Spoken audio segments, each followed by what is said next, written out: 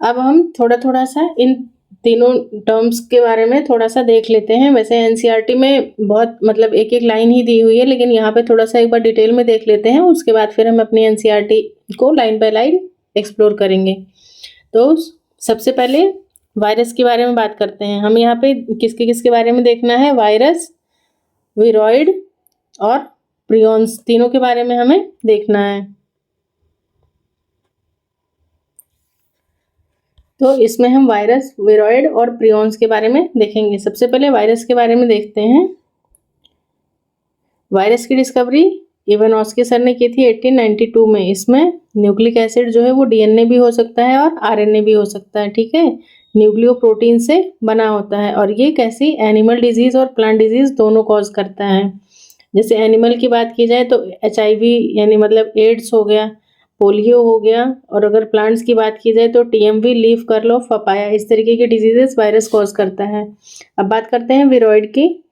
तो विरोइड क्या है, इसकी डिस्कवरी की थी टीओ डायनर सर ने। कब किया था, 1971 में। ईयर भी याद रखो क्योंकि आजकल तो कहीं से भी क्वेश्चंस पूछ लेते हैं। यहाँ पे क्या है, ओनली न्यूक्लिक एसिड प्रेजेंट है, ठीक है। वो भी कैसा है, single standard having low molecular wait RNA. ये एकदम से डायरेक्ट पीवाईक्यू है यहाँ पे, ये डायरेक्ट पीवाईक्यू है कि कैसा होता है ये, सिंगल स्टैंडर्ड और लो मॉलिक्यूलर वेट ऑफ आरएनए होता है, ठीक है। उसके बाद अगला क्या है यहाँ पे,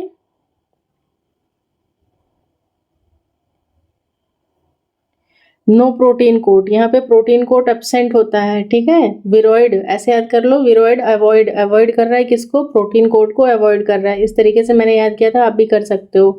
कॉजेज ओनली प्लांट डिजीजेस, क्या कॉज कर रहा है, सिर्फ और सिर्फ प्लांट डिजीजेस कॉज कर रहा है, ठीक है, ओनली प्लांट डिजीजेस। एग्जाम्पल की बात की जाए तो एग्जाम्पल में क्या आता है, पीटीएसडी यानी कि पोटैटो ट्यूबर स्पिंडल डिजीज, ठीक है। आलू कैसे होते हैं, स्पिंडल शेप के हो जाते हैं, मतलब बहुत बड़े बड़े हो जाते हैं और वो मतलब एक नेचुरल ग्रोथ से वो अलग हो जाता है। उसके बाद दूसरा है, सेकेंड डिजीज है क्राइसेंथेमम स्टंट डिजीज। क्राइसेंथेमम में स्टंट डिजीज हो जाती है।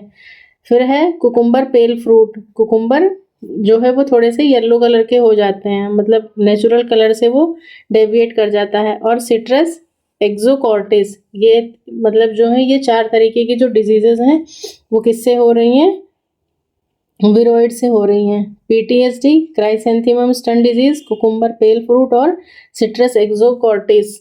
अगर वैसे इसकी इमेजेस भी ऐड कर सकते थे, लेकिन मैंने ऑलरेडी पिछली वीडियोस में इतना किया है, बट आप लोग मतलब ध्यान से ना तो देखते हो और ना ही मतलब कोई उस चीज़ को आगे फॉरवर्ड कर रहा है।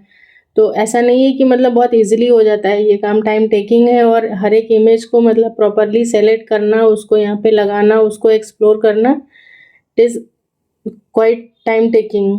बट आप लोग तो बस आते हो और ऐसे एक बार क्लिक किया और उसके बाद चले जाते हो।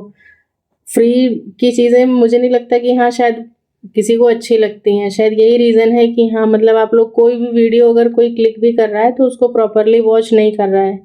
इसी वजह से मैं अब बस डायरेक्ट एनसीईआरटी ही मतलब लाइन टू लाइन एक्सप्लोर करूँगी। मैं इस तरीके के डिटेल्ड नोट्स नहीं लेके आऊँगी आप सभी के लिए। वरना आप लोग मतलब देखो तो फिर ध्यान से देखो, इसको अच्छे से देखो और इसको मतलब कंप्लीट करो पहले, ठीक है। कोई भी student, not even a single student, कोई मतलब टेक्स्ट करके मतलब मैसेज करके ये नहीं बताता है कि हाँ मतलब मैम क्या अच्छा है क्या बुरा है। कितने मैंने क्वेश्चंस पूछे हैं, अभी एनिमल किंगडम जब मैं पढ़ा रही थी उसमें बहुत सारी वीडियोस में मैंने कितने सारे क्वेश्चंस पूछे हैं, किसी ने भी मतलब उसका आंसर नहीं दिया है। क्यों, दिन में तो वैसे बहुत सारी चैट्स कर लेते हो आप, बट एक क्वेश्चन का आंसर नहीं आ रहा है, या तो आपको आ नहीं रहा है और नहीं आ रहा है तो फिर आप उसको मतलब सर्च करने की कोशिश करो ना, कहीं बुक से देखो, गूगल करो, कुछ करो, मतलब एटलीस्ट आप एफर्ट्स तो डालो। जब ऐसी चीज़ों पे आप एफर्ट डालोगे ना तो वो चीज़ें आपको ज़्यादा टाइम तक रिकॉल रहेंगी, इंस्टेड ऑफ कि आपको कुछ भी एक रेडीमेड या कोई सामान आपको मिल जाएगा ना तो आपको उसकी वैल्यू कम पता रहती है। बल्कि वो चीज़ जो आपने खुद से सर्च किया है, खुद से वहाँ पे लिख रहे हो, तो वो आपको ज़्यादा बेनिफिट देगा। इसीलिए वीडियोस देखो, उनको ध्यान से देखो।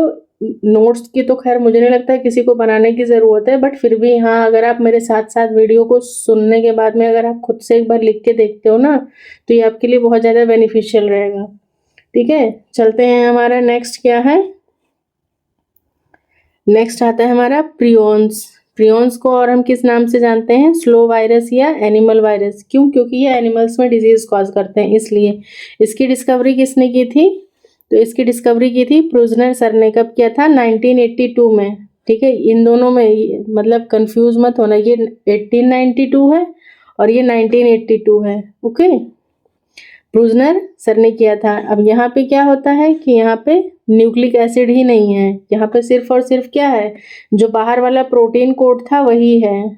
तो एबनॉर्मली फोल्डेड प्रोटीन्स ही यहाँ पे सिर्फ प्रेजेंट हैं। और ये डिजीजेस किस में कॉज कर रहा है? तो सिर्फ और सिर्फ एनिमल डिजीजेस कॉज कर रहा है। अब यहाँ पे डिजीजेस के एग्जाम्पल्स क्या क्या हैं वो देख लेते हैं। सबसे पहला है कुरू डिजीज, जिसको हम लोग और किस नाम से जानते हैं? लाफिंग डेथ के नाम से जानते हैं।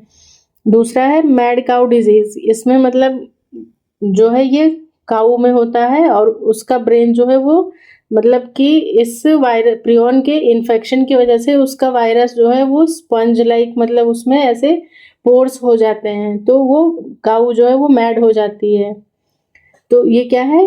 बीएससी, इसको बीएससी के नाम से भी जानते हैं, यानी कि बोवाइन स्पॉन्जीफॉर्म इंसेफेलोपैथी। इंसेफेलो वर्ड क्या है? ब्रेन से रिलेटेड है, तो ये बोवाइन स्पॉन्जीफॉर्म इंसेफेलोपैथी। ये बिल्लियों में भी होता है, तो उसको फेलाइन स्पॉन्जीफॉर्म इंसेफेलोपैथी कहते हैं। एफएससी भी है, लेकिन ये ज़्यादा कॉमन है, मैड काऊ।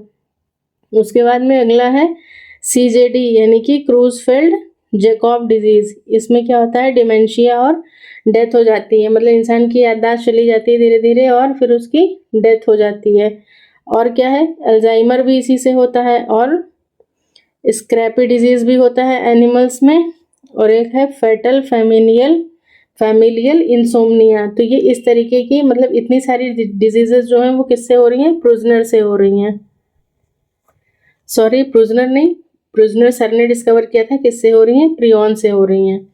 ठीक है, डिजीजेस रिकॉल करो। Kuru disease, mad cow disease, CJD, Alzheimer, scrapie और एफएफआई। तो ये यहाँ पे तीनों के बीच में जो डिफरेंस है वो यहाँ पे क्लियर होता है, वायरस, विरोइड और प्रियॉन्स के बीच में। अब नेक्स्ट है हमारा विरियॉन्स। ठीक है, ये क्या है? विरियॉन्स। यहाँ पर क्या होता है? स्मॉल इन्फेक्शियस वायरस है, यानी कि कंप्लीट इन्फेक्शियस वायरल पार्टिकल ये भी है, कोई छोटा नहीं है। मतलब छोटा भी है तो ऐसा नहीं है कि हाँ वो नुकसान नहीं पहुंचाएगा, वो भी क्या कर रहा है? हमें नुकसान पहुंचा सकता है। इन्फेक्शियस वायरस पार्टिकल है। अब इंटरफेरॉन्स की बात करते हैं। नेक्स्ट है हमारा यहाँ पर इंटरफेरॉन्स। इंटरफेरॉन्स का क्या है? Discovered by Isaac and Lindeman. Isaac और लिंडमैन सर ने इसको डिस्कवर किया था। 1957 में इसकी डिस्कवरी हुई थी। ये क्या है?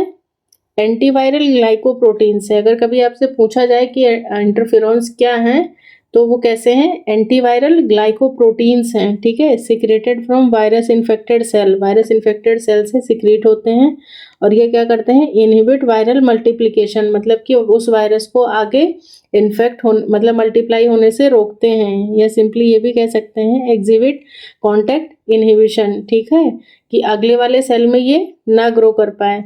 उसके बाद इसमें टाइप्स देख लेते हैं। इंटरफेरॉन अल्फा, इंटरफेरॉन बीटा और इंटरफेरॉन गामा। 3 तरीके के हमें यहाँ पे इंटरफेरॉन्स देखने को मिलते हैं।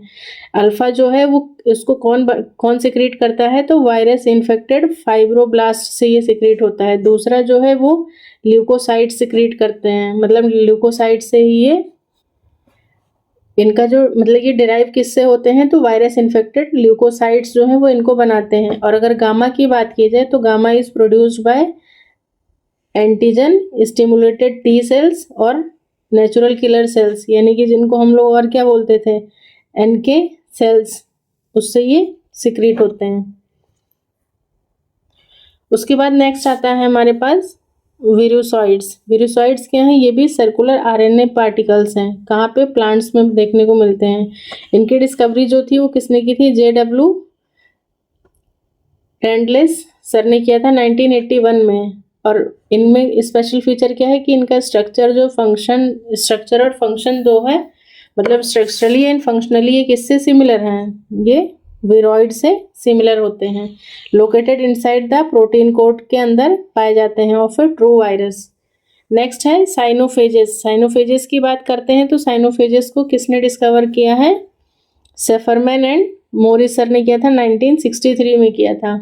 और ये किस में खोजे गए थे? ब्लू ग्रीन एल्गी में, और उस एल्गी का नाम क्या था? प्लेक्टोनिमा बोराइनम। ठीक है, इसका भी जेनेटिक मटेरियल क्या होता है? डीएनए होता है। तो ये कुछ स्पेशल पॉइंट्स थे, मतलब कुछ अलग अलग तरीके के जो वायरसेस थे उन सब से रिलेटेड। अब इसके बाद में हम एनसीईआरटी देख लेते हैं एक बार लाइन टू लाइन, उसके बाद में ये वायरस हमारा कंप्लीट होता है। According to NCERT, viruses, viroids, prions and lichens. Lichens पे मैं एक अलग से सेपरेट लेक्चर दूंगी आपको, इसको बाद में देखेंगे, पहले ये देख लेते हैं। अब देखिए यहाँ पे क्या है, in the 5 kingdom classification of Whittaker there are no mention of lichens and some acellular organisms. Acellular मतलब ये क्या है? सेल नहीं है, अपने आप में कंप्लीट सेल नहीं है, जैसे कि viruses, viroids and prions. These are briefly introduced here. Briefly यहाँ पे इनको इंट्रोड्यूस किया गया है। All of us who have suffered the ill effects of common cold या फिर flu know what effects viruses can have on us, even if we do not associate it with our condition. Viruses did not find a place in classifications since they are not considered as living. कहने का मतलब ये है कि virus जो है वो क्या करता है? हमें इन्फेक्ट करता है, भले ही वो मतलब even if we do not associate it with our condition, मतलब अगर वो हमारी कंडीशन से मैच नहीं भी कर रहा है, मतलब लिविंग नहीं है या फिर कुछ ऐसी चीज़ें हैं, तब भी वो क्या कर रहा है? हमें इन्फेक्ट कर रहा है। और उनको क्या है, मतलब जो क्लासिफिकेशंस हुई हैं उसमें भी कहीं भी उनको कोई जगह नहीं मिली है। If we understand living as those organisms that have a cell structure, हम तो लिविंग भाई उसे ही मानते हैं ना जो उसका खुद का क्या है? एक सेल स्ट्रक्चर होता है। The viruses are non cellular, ये कैसे हैं? नॉन सेलुलर या ए सेलुलर ऑर्गेनिजम्स हैं that are characterized by having an inert crystalline structure outside the living cell. मतलब अगर ये सेल से बाहर है तो कैसा है? बस एक सिंपल क्रिस्टलाइन स्ट्रक्चर है या डेड स्ट्रक्चर है, और जब लिविंग बॉडी में पेनिट्रेट करते हैं तो वहाँ पे क्या हो जाते हैं? ये लिविंग हो जाते हैं। अब उसके बाद ये देखो यहाँ पे ये दोनों डायग्राम्स दिए हुए हैं। सबसे पहला वाला कौन सा है? ये है टोबैको मोज़ेक वायरस का। ये जो है हमारा ये आरएनए के अंदर ये जो पिंक वाले ये बीडेड स्ट्रक्चर है, ये क्या था? आरएनए था, और साथ में ये कैप्सिड है, ये वाला कैप्सिड वाला पोर्शन, और ये सिंगल क्या था? ये कैप्सोमेयर था। कैप्सोमेयर्स की इसमें नंबर कितना था? 2130। इस तरीके से अपनी बुक में भी लिख लो आप। उसके बाद अगला है, ये क्या है? बैक्टीरियोफेज। नेक्स्ट क्या है? बैक्टीरियोफेज है। ये बैक्टीरियोफेज का स्ट्रक्चर है यहाँ पे, ये देखिए, ये हो गया इसका हेड वाला पोर्शन, ये कॉलर है यहाँ पे, ये शीथ, ये कॉन्ट्रेक्टाइल शीथ लगी थी ना जिसमें कितनी थी? 24 एनुलर रिंग्स था, और ये कैसा था? हॉलो स्ट्रक्चर था। कैसा था? हॉलो स्ट्रक्चर था। उसके बाद में ये क्या था? इसका एंड प्लेट था, और एंड प्लेट पे यहाँ पे ये क्या लगी हुई थी? ये टेल पिन्स लगी हुई थी, और ये क्या थे? टेल फाइबर्स, जो कि कितने थे अमाउंट नंबर में? 6 थे। ठीक है, तो ये दोनों डायग्राम हो गया यहाँ पे। उसके बाद देखते हैं, once they infect a cell they take over the machinery of the host cell to replicate themself. जैसा कि पहले ही मैं बता चुकी हूँ आपको कि एक बार ये जब लिविंग के अंदर होते हैं तो क्या करते हैं? जब ये किसी सेल को इन्फेक्ट कर लेते हैं, once they infect a cell, जब ये किसी सेल को इन्फेक्ट कर लेते हैं, they take over the machinery of the host cell. मतलब होस्ट सेल का जो भी उसका मतलब जो उसका कैटाबॉलिज्म, एनाबॉलिज्म, मतलब जो भी उसकी बायोलॉजिकल एक्टिविटीज़ हैं उसके सिस्टम को ये पूरा क्या करते हैं? हाईजैक कर लेते हैं कह सकते हैं, या टेक ओवर कर लेते हैं, और फिर क्या करते हैं? उसको यूज़ करके खुद को क्या करते हैं? वो उसी सेल में रेप्लिकेट करना शुरू कर जाते हैं, क्योंकि रेप्लिकेशन के लिए एक सेल को कंप्लीट सेल होना चाहिए, तभी वो रेप्लिकेट कर सकता है, क्योंकि बहुत सारे प्रोसेसेस होते हैं उसमें। सेल साइकिल वाला आपने चैप्टर पढ़ा होगा तो उसमें आपको पता होगा।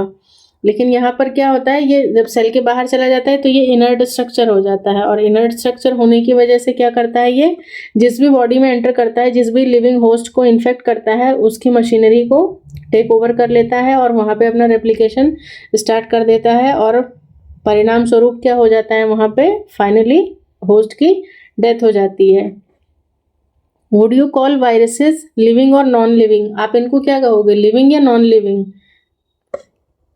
सोच के बताओ, क्योंकि ना ये लिविंग वाले हैं ना नॉन लिविंग है, मतलब ये दोनों के कैरेक्टर्स बियर करते हैं। अगर लिविंग होस्ट में है तो लिविंग हो गए, और बाहर निकले तो नॉन लिविंग हो गए।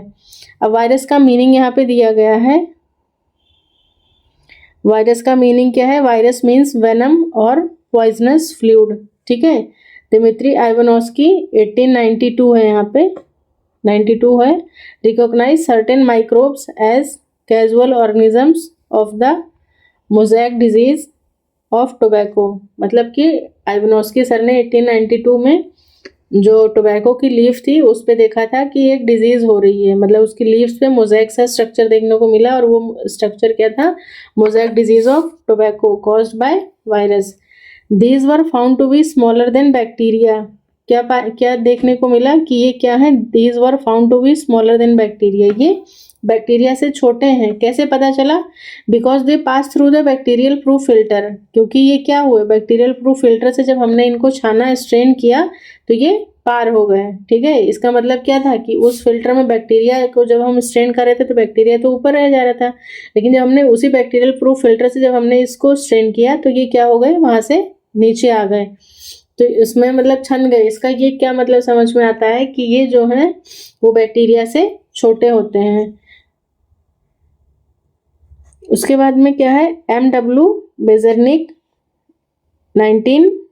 1898 demonstrated that the extract of the infected plants of tobacco could cause infection in healthy plants, and named the new pathogen virus and called the fluid as Contagium vivum fluidum।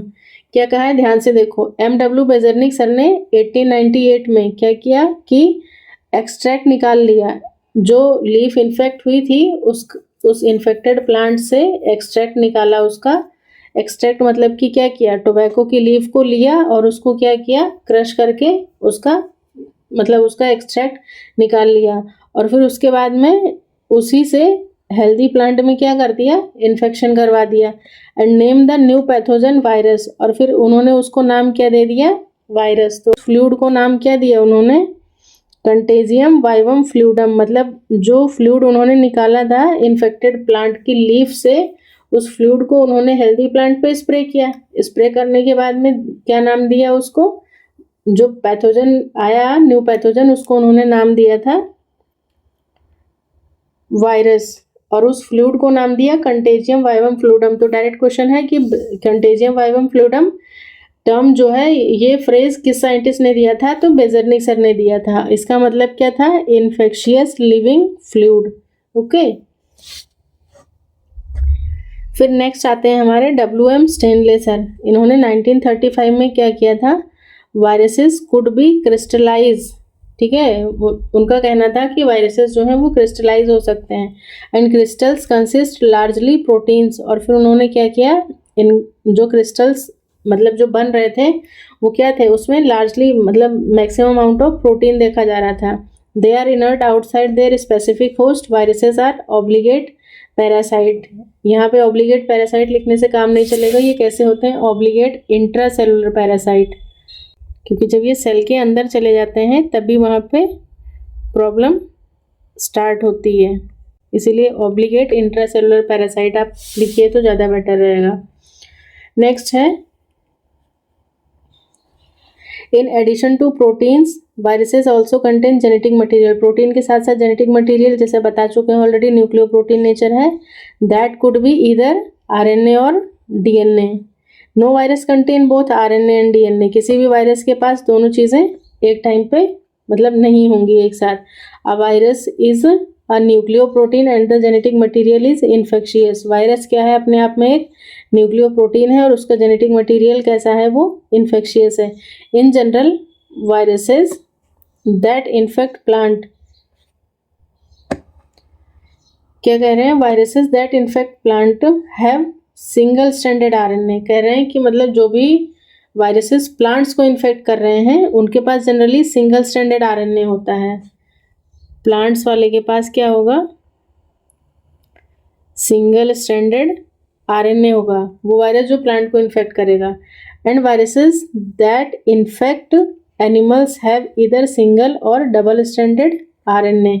और जो animal को infect करेगा उसके पास में, animals की अगर बात की जाए तो उसके पास सिंगल स्ट्रैंडेड भी हो सकता है और डबल स्ट्रैंडेड भी आरएनए हो सकता है, या फिर साथ ही साथ डबल स्ट्रैंडेड डीएनए भी हो सकता है। डबल स्ट्रैंडेड डीएनए, एक क्वेश्चन यहाँ पे आ रहा है मेरे दिमाग में कि डीएनए भी तो सिंगल स्ट्रैंडेड हो सकता है। अगर RNA single stranded double stranded हो रहा है मतलब डिजीज कॉज करने के लिए, तो डीएनए क्यों नहीं हो सकता सिंगल स्ट्रैंडेड? इसका आंसर आप मुझे कमेंट सेक्शन में लिख के बताना। बैक्टीरियल वायरसेस और bacteriophages, viruses that infect the bacteria are usually double stranded DNA viruses. मतलब बैक्टीरियोफेज का जेनेटिक मटेरियल यहाँ पे बताया गया है कि क्या होता है, तो वो हम ऑलरेडी देख चुके हैं पहले ही कि बैक्टीरियोफेज का जेनेटिक मटेरियल कैसा है, डबल स्ट्रैंडेड डीएनए। ठीक है, ये भी कैसा है, डबल स्ट्रैंडेड डीएनए है।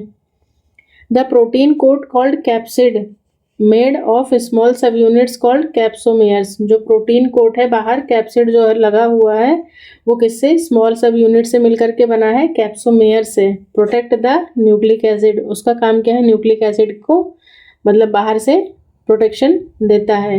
This capsomeres are arranged in helical और polyhedral geometric forms. Polyhedral geometric मतलब अभी बैक्टीरियोफेज का स्ट्रक्चर देखा था ना, वो कैसे उसका हेड वाला पोर्शन, तो उस तरीके से है। और हेलिकल की बात की जा रही है यहाँ पे, तो हेलिकल क्या हो गया हमारा, टीएमवी हो गया।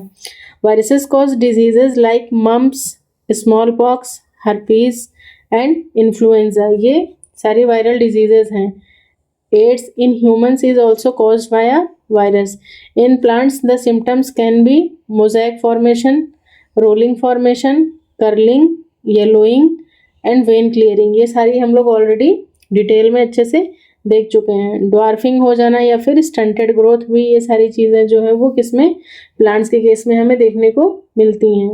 विरॉइड्स, उसके बाद में है इसमें प्रियॉन्स और फिर लाइकन्स। ठीक है, तो विरॉइड्स की जब बात की जा रही है यहाँ पे, तो क्या है, 1971 में टीओ डाइनर, ऐसे याद करना, विरॉइड में भी डी आता है और टीओ डाइनर डी से आ रहा है, तो इस तरीके से लर्न कर लेना। 1971 में discovered a new infectious agent that was smaller than viruses and cause potato spindle tuber disease. और उसने क्या किया, potato tuber spindle disease cause किया था। It was found to be a free RNA, it lack the protein coat, इसके पास protein coat absent होता है, that is found in viruses. मतलब कि तो एक तरीके से क्या हुआ, वायरस से तो ये छोटा ही हुआ, हेंस द नेम विरॉइड, इसीलिए इसको नाम क्या दिया गया है, विरॉइड। मतलब प्रोटीन कोट को अवॉइड कर दिया, बस जेनेटिक मटीरियल से ही ये सारे काम कर रहा है। The RNA of the viroid was low molecular weight. मैंने जब अभी पीछे दिखाई थी स्लाइड, तो उसमें मैंने बोला भी था कि इसको बहुत ही ज़्यादा इंपॉर्टेंट है, इसको इम्पॉर्टेंट मार्क कर लो, मोस्ट इम्पॉर्टेंट मार्क कर लो, क्योंकि यही सारी लाइनें तो हैं, क्वेश्चन के फॉर्म में आपसे पूछ लेता है एग्जाम में सिंपली। तो ये हो गया, डिजीज़ कौन सी कॉज कर रहा है, potato spindle tuber disease. But और मैंने जब स्लाइड दिखाया था आपको, तो वहाँ पे और भी 4 डिजीजेस बताई थी। ठीक है, रिकॉल करने की कोशिश करो, क्राइसेंथीमम स्टंट डिजीज और भी बहुत सारी थी। ठीक है, उसके बाद अगला आता है हमारा प्रियॉन। प्रियॉन की जब बात करते हैं, तो in modern medicine certain infectious neurological diseases, मतलब इन्फेक्शियस न्यूरोलॉजिकल डिजीजेस हैं। ठीक है, यानी कि सारी नर्वस सिस्टम से रिलेटेड हैं, और वो भी ये कैसी हैं, सारी एनिमल डिजीजेस हैं, मतलब कि एनिमल में ही कॉज कर रहे हैं। Were found to be transmitted by agent consisting of abnormally folded protein. अब इसके पास देखो क्या है, उसके पास मतलब विरोइड्स के पास में प्रोटीन नहीं था और इनके पास में क्या है, जेनेटिक मटेरियल नहीं है। इन्होंने प्रोटीन को ही क्या कर लिया, अपना हथियार बना लिया है और प्रोटीन से ही डिजीजेस कॉज कर रहे हैं। तो ऐसे याद करो, पी से प्रियॉन, पी से प्रोटीन, और प्रोटीन्स भी कैसी हैं, एबनॉर्मली फोल्डेड प्रोटीन्स है इसके पास, ठीक है। द एजेंट वो similar in size to viruses, और ये कैसा है, मतलब वायरसेस से ही मिलता जुलता साइज है इसका। लेकिन विरोइड्स की बात की जाए तो ये कैसे थे, छोटे थे, क्योंकि उसके पास मतलब ये देखो कि हम लोग अभी क्रिप्टोग्राम वगैरह हमने पढ़ा ही था, उसमें देखा था कि प्रोटीन वाला जो पोर्शन है वो बहुत ज़रा सा होता है और मैक्सिमम पोर्शन किसका होता है, मैक्सिमम पोर्शन किसका होता है, मतलब न्यूक्लिक एसिड वाला जो पोर्शन है वो बहुत ज़रा सा होता है, सॉरी, और प्रोटीन वाला पार्ट बहुत ज़्यादा सा होता है। तो विरोइड में प्रोटीन एब्सेंट है, इसीलिए ये क्या है, साइज़ में छोटा हो जा रहा है उससे। लेकिन अगर प्रियॉन्स की बात की जा रही है तो प्रियॉन्स कैसे हैं हमारे, इसमें न्यूक्लिक एसिड नहीं है लेकिन प्रोटीन वाला पार्ट अच्छे से है, और वो भी कैसा है, एबनॉर्मली फोल्डेड प्रोटीन्स है। यही टर्म्स से फैमिलियर रहो, यहीं से डायरेक्ट क्वेश्चन आता है। और ये वायरसेस से सिमिलर हैं। These agents were called prions, इनको प्रियॉन्स कहते हैं। The most notable disease caused by prion, सबसे ज़्यादा जो मतलब देखी गई है वो क्या है, bovine spongiform encephalopathy, BSC, commonly called as mad cow disease in cattle, and its analogous variant जो है वो इसका क्या है, क्रूजफेल्ड जैकॉब डिजीज, जो कि ह्यूमंस में होती है। मतलब ये जनरली एनिमल वायरस है, और एनिमल में भी ये, जानवरों में भी और ह्यूमन बींग्स दोनों में ये डिजीज कॉज करता है। और भी इससे कौन कौन सी डिजीजेस थी, मैंने बताया था कि कुरू डिजीज या laughing death, Alzheimer, mad cow, scrapie disease, ये सारी इसी प्रियॉन से हो रही हैं। बाकी लाइकन यहाँ पे मतलब 4 लाइनें हैं तो मैं इसको वैसे ही यहाँ पे समझा देती हूँ। बाकी हम लोग इसका एक छोटा सा वीडियो मैं बनाऊंगी 15-20 मिनट का, वो नेक्स्ट उसमें अपलोड कर दूंगी। उससे पहले यहाँ पे देखो एक चीज़ और देख लेते हैं कि कभी कभी पूछता है ल्यूकोवायरस, तो ल्यूकोवायरस ऐसे हैं, अभी हम पढ़ के आए हैं कि DNA मतलब जो भी वायरस होगा उसमें या तो DNA होगा या RNA होगा, ऐसा हमने पढ़ा है ना। लेकिन यहाँ पे एक एक्सेप्शन है, एक्सेप्शन ये है कि एक ल्यूकोवायरस होते हैं, ल्यूकोवायरसेस होते हैं जिनके पास दोनों जेनेटिक मटेरियल अवेलेबल होता है, ठीक है। कभी अगर पूछ ले कोई तो मतलब पता होना चाहिए, वैसे कोई ज़्यादा खास ज़रूरत नहीं है। तो ये चीज़ हो गई। उसके बाद लाइकन्स के बारे में देख लेते हैं एक बार में। Lichens are symbiotic association, that is mutually useful association है बिटवीन एल्गी और फंजाई का, ठीक है। कैसा, सिम्बायोटिक या म्यूचुअल रिलेशनशिप है किसका, एल्गी और फंजाई का। The algal component is known as phycobiont, P से प्लांट, पी से फाइकोबियोन्ट। एल्गल कंपोनेंट क्या है, फाइकोबियोन्ट है। फंगल कंपोनेंट क्या है, माइकोबियोन्ट है। माइकेज मतलब मशरूम, तो मशरूम से याद रखना कि फंगल वाला है, इससे डायरेक्ट क्वेश्चन आता है। Algal component, फाइकोबियोन्ट। एल्गी याद रखो, एल्गी क्या है, प्लांट है, प्लांट का पी से फाइकोबियोन्ट हो गया, और फंगल मतलब माइसीलियम या मशरूम से याद कर लो, mycobiont. Which are autotrophic and heterotrophic. अब यहाँ पे ऑटोट्रॉपिक बात किसकी की जा रही है, फाइको वाले की, प्लांट वाले की, और फंजाई कैसा है, हेटेरोट्रॉपिक है रिस्पेक्टिवली।